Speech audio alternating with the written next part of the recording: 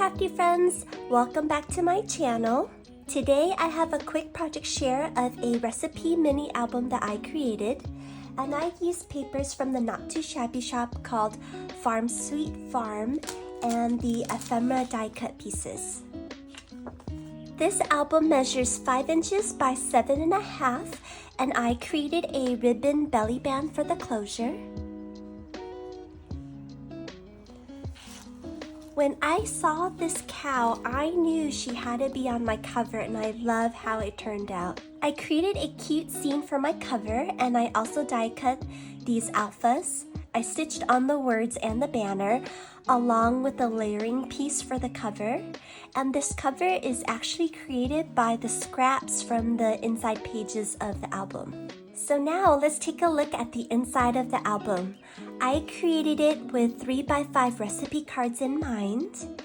So on the left side here, I created a couple pockets and filled it with vintage recipe cards.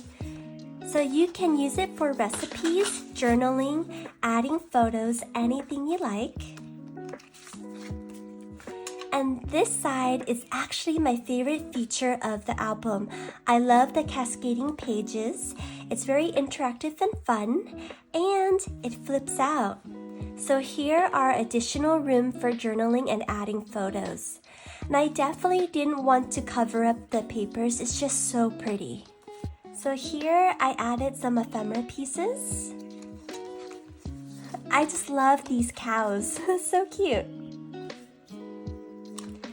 I like that the die cut pieces come with pink elements. It's definitely a very pretty color palette.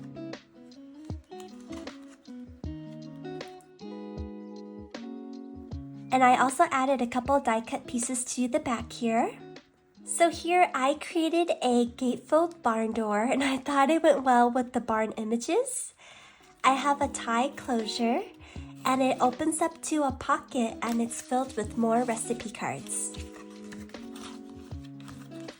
This is actually one of my favorite papers from the collection. I just love the blue and the imagery of this paper.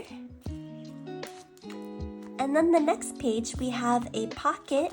I'm excited. I have an order coming from the Not Too Shabby shop, and one of the items I purchased was their pastel Christmas collection. I can't wait to create another recipe album. And with that collection, I'm planning on using this vintage snowman recipe card. So stay tuned. Thank you for watching, and I'll see you in the next video.